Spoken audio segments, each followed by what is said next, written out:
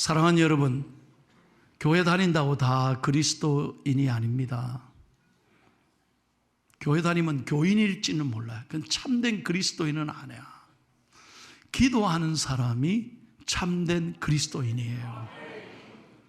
여러분, 내 삶 속에 기도가 없다면 그 사람은 진정한 그리스도인이 아니라는 거예요.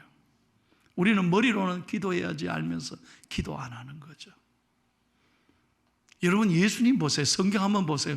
예수님은 수많은 기적과 역사를 일으키셨잖아요. 죽은 자를 일으키시고, 소경을 눈뜨게 하시고, 안전자를 일으켜 세우시고, 무리를 걸어가시고, 5,000명의 사람을, 배고픈 사람을 오병이어로 먹이셨다. 여러분, 이 기적에는 예수님이 항상 뭐가 있었다? 기도가 있었다. 예수님은 기도하기에 온전히 힘썼어요. 예수님의 삶은 언제나 기도가 있었다는 거예요. 기적을 베풀기 전에도 기도가 있었고, 기적을 베푼 후에도 기도가 있었어요. 우리도 마찬가지예요. 언제나 기도가 살아 있어야 되는 거예요. 오늘 본문의 사도 바울도 마찬가지예요. 여러분, 오늘 본문은요, 바울이 복음을 전하다가 감옥에 갇혔어요. 억울하게 감옥에 붙잡혀 있는데 하나님이 빌립보 교회에 대한 소식을 들었어요. 지금 빌립보 교회가 너무 어렵고 힘들다는 거예요. 그런데 여러분, 이 빌립보 교회는 어떻게 세워졌느냐? 바울이 세우려고 간 것이 아니에요. 사도행전 16장에 보면 사도 바울이 기도하러 기도처를 찾다가 루디아라고 하는 여자를 만나요. 그래서 그 집에 가는 거죠. 그 집에 가서 루디아에게 복음을 전하고 예배를 드린 게 빌립보 교회의 시작이 됐어요. 다시 말합니다. 기도하러 갔다가 교회를 세우게 됐다 이 말이에요. 그러니까 언제나 우리는 기도가 있어야 한다는 것입니다. 사랑하는 성도 여러분, 기도보다 앞서면 안 돼요. 언제나 어떤 어려운 문제를 만날 때마다 우리는 항상 기도하면 하나님이 도와주시는 거예요. 자, 그런데 오늘 기도해야 되는데 어떻게 기도해야 되느냐? 이 빌립보서 4장 6절 7절이 굉장히 중요해요. 제 인생을 바꾼 말씀이에요.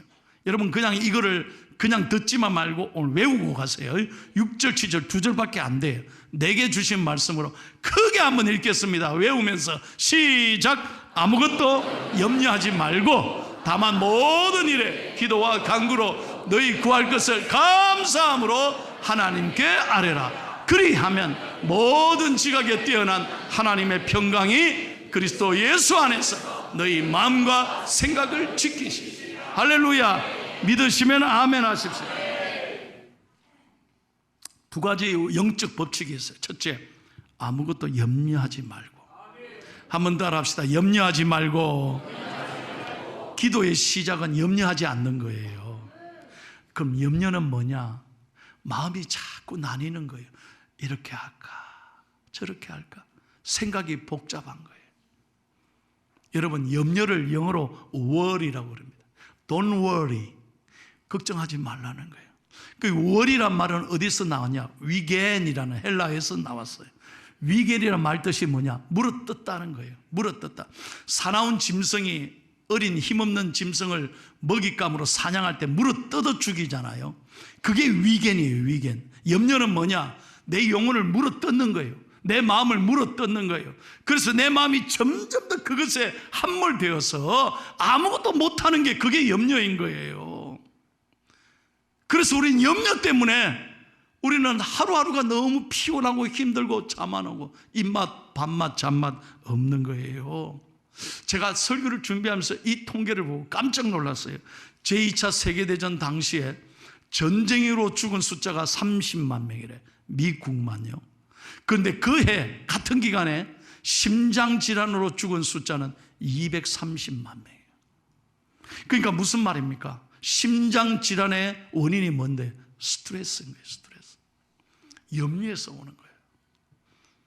염려에서 온다니까요. 그래서 우리는요, 염려를 잘 이겨야 돼요.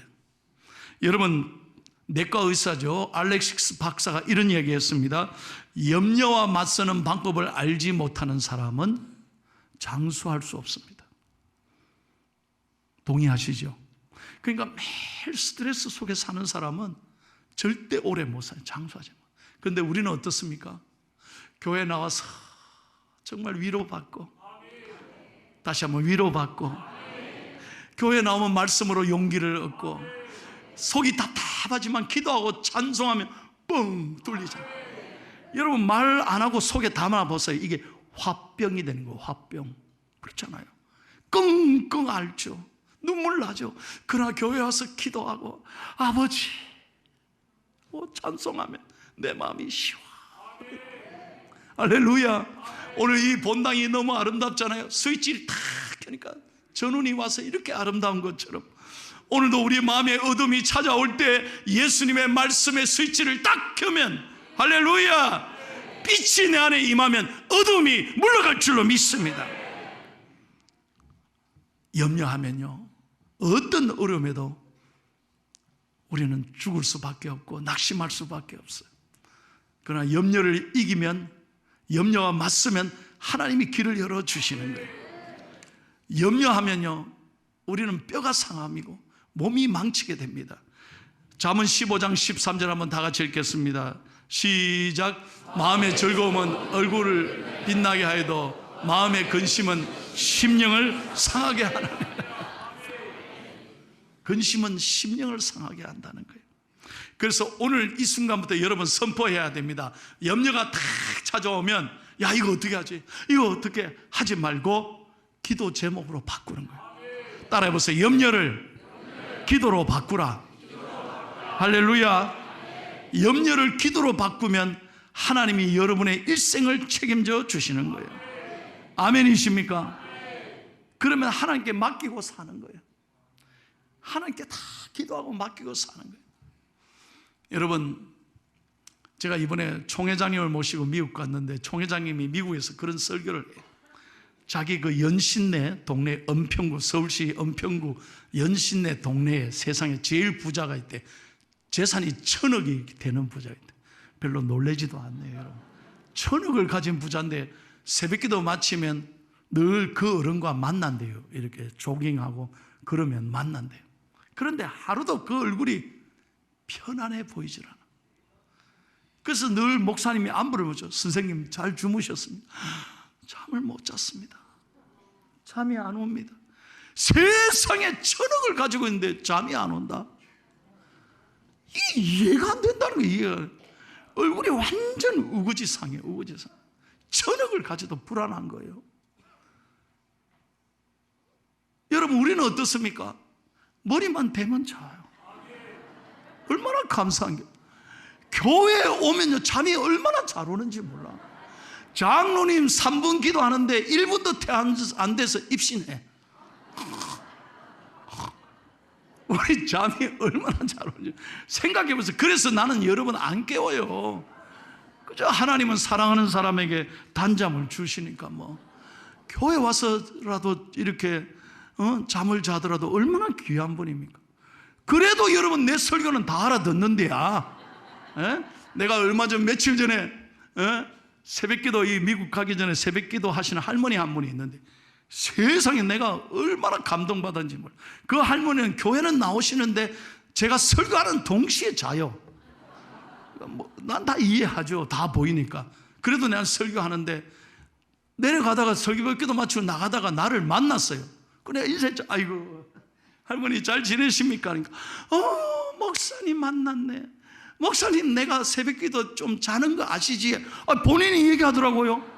그래서 내가 아이고 뭐 그렇죠. 그래도 새벽기도 나오시니까 얼마나 좋은지 모른다. 그러니까 할머니 하시는 말씀, 목사님 내가 새벽기도 존다고 해서 뭐라 하지 마세요. 아예 내가 안 뭐라 한다고. 그러니까 하는 말이, 성경에 그랬잖아요.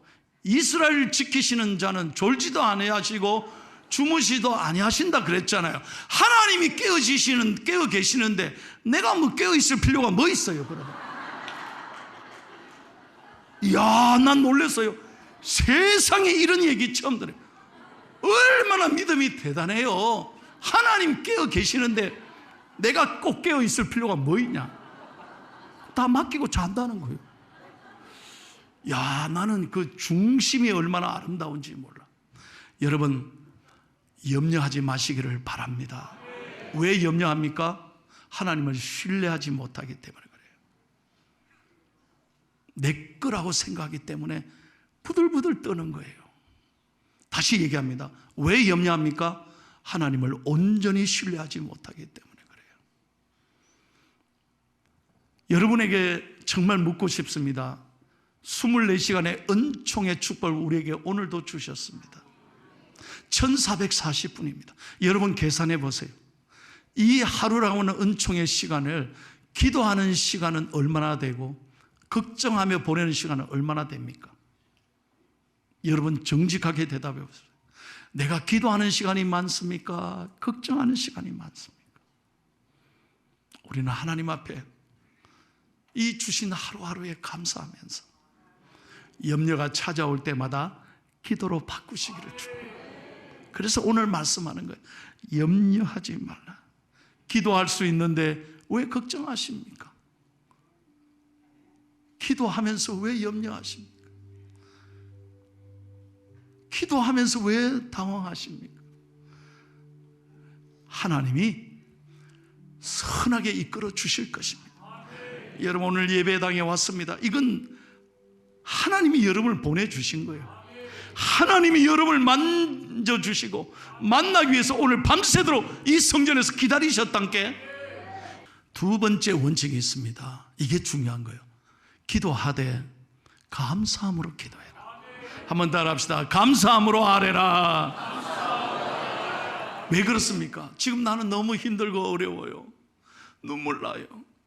앞길이 캄캄해요. 그런데 감사를 잃어버리면 안 된다는 거. 왜? 하나님이 오늘도 나와 함께 하시고 내 모든 것을 아시고 지금 이렇게 어렵지만 모든 것을 합력하여 선을 이루신 하나님을 믿고 믿음으로 먼저 감사하라는 거예요. 그렇게 하면 하늘의 평안이, 예수님의 평안이 우리 안에 넘치게 된다는 거예요. 예수님의 평안이 우리 안에 넘친다니까요. 그래서 7절 말씀해 보세요. 이렇게 약속하시잖아요. 시작. 그리하면 모든 지각에 뛰어난 하나님의 평강이 그리스도 예수 안에서 너희 마음과 생각을 지키시리라. 아멘. 그리하면 염려하지 말고 감사함으로 기도하면 모든 지각에 뛰어나신, 무슨 말입니까? 내 모든 것을 아시는, 내 오장육부를 다 아시고 머리털까지 세시는 하나님, 내 자녀들 어디 있든지 눈동자가 지키시는 하나님, 어려운 때지만 우리의 삶을 이끌으신 그 하나님 앞에 다 맡기고 하나님 오늘도 감사합니다.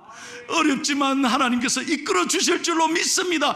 감사하면 하늘의 평안이, 예수님이 십자가를 지시면서 누리셨던 그 평안이 여러분 안에 넘치게 될 줄로 믿습니다. 여러분, 이 평강이란 말은요, 세상의 편안하고 다른 거예요. 세상에 편안한 것은 모든 것이 잘 갖추고 잘 되면 편안하죠. 그러나 이 평안은 뭐냐?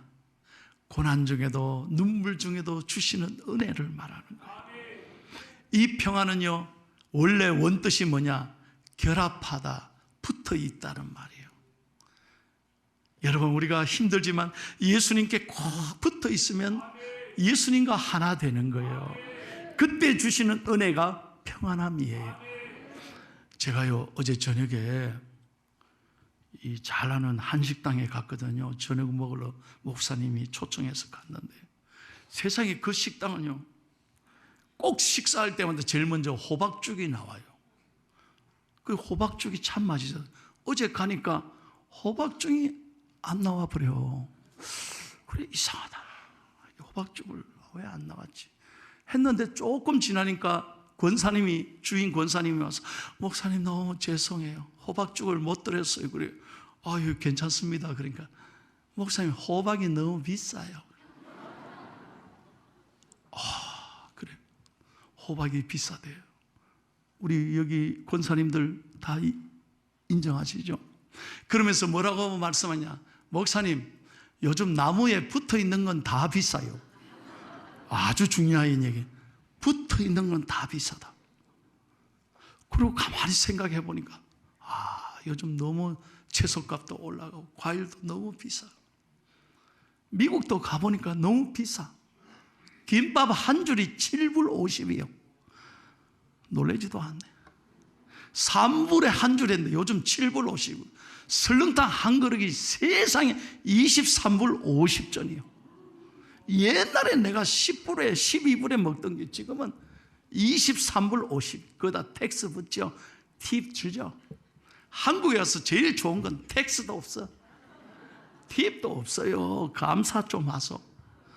야, 설렁탕 한 그릇이 그래 비싸. 3만원에 3만. 모든 게 물가가 올라가서 너무너무 힘들어. 붙어있는 건 다 비싸단께. 근데 우리는 예수님께 붙어있으면 요한복음 15장 말씀대로 예수님께 붙어있으면 열매 맺게 해주셔. 하늘의 평안이 우리에게 넘치는 거예요. 할렐루야. 그러니까 염려하지 말고 우리는 모든 것을 하나님께 맡기고 하나님이 더 좋은 일을 주실 거야. 지금은 눈물 나지만 하나님이 선하게 인도하실 거예요. 믿음으로 하나님 바라보고 평안을 갖고 감사하라는 거예요. 다시 한번 얘기합니다. 평안을 갖고 감사하라는 거예요. 그러면 하나님이 이끌어 가신다는 거예요. 제가 오늘 이 얘기하고 설교를 마치겠습니다. 제가 미국에 있는 동안 장례가 여러 건 났습니다. 그런데 우리 권사님 한 분의 친정 아버님이 돌아가셨어요. 그 친정 아버지는요, 구남매의 장남이었습니다. 그 집안은 온 집안 식구들이 그냥 절에 다니는 집안이에요. 예수 믿는 가정이 아니에요. 집안의 모든 대소사에 스님들이 참석했대. 이모 고모 다 무당도 있고요. 막 하여튼 이 집안에 복음을 전한다는 건 너무너무 어려운 거예요. 차라리 스님 머리에 삥 꼽는 게 낫지. 이 집안에 복음을 전하는 건 진짜로 어려운 거예요. 뭔 말인지 모르면 집에 가서 생각해봐요. 이 집안이에요. 그런데 이 권사님이 예수를 믿었어요. 그런 불교 집안에 예수 믿었다는 게. 그리고 남동생도 예수 믿고요. 지금까지 하나님 앞에 기도하는데, 친정어머니 얼마 전에 교통사고 나셔가지고 극진히 간호하고, 친정아버지 오랫동안 병원에 누워 계셔서 극진히 간호하면서 우리 아버지를 위해 간절히 기도한 거예요. 친정아버지는. 그래서 얼마 전에 우리 교회 40일 특별 새벽기도 작정기도했어. 요 얘기가 중요한 거예요. 그 바쁜데도 권사님 바쁜 40일 작정기도하고 아버지 어머니를 위해서 눈물로 기도한 거예요. 하나님이 어떻게 이 권사님의 기도를 들어주셨냐. 온 집안이 그냥 다 불교 집안이고 스님 무당 집안인데, 놀라운 것은 하나님이 아버지 돌아가시기 전에 마음을 열고 예수님 영접하고 병상 세례를 받고 그 다음날 돌아가신 거예요. 우리 교구 목사님이 가셔서 병상 세례. 그리고 이 소식을 병중에 있는 어머니가 듣고 너무너무 감사해하고, 내가 나으면 나도 두 발로 교회 가겠다고. 그리고 뿐만 아닙니다. 이 집안에 온 집안이 변화받고요, 이번에 교회가 장례식을 주관하도록. 할렐루야. 그러니 권사님과 남동생이 울면서 기적이라는 저한테 이 내용을 보내셔서 이런 얘기했습니다. 하나님이 하셨습니다. 하나님이 하셨습니다. 이 사람에게 한번 크게 선포하세요. 하하. 그래가지고는 안 돼. 좀 크게 해봐요. 하하. 뭔 말이요? 하나님이 하셨습니다. 할렐루야. 할렐루야. 오늘 여러분 말씀을 그냥 듣지 마세요.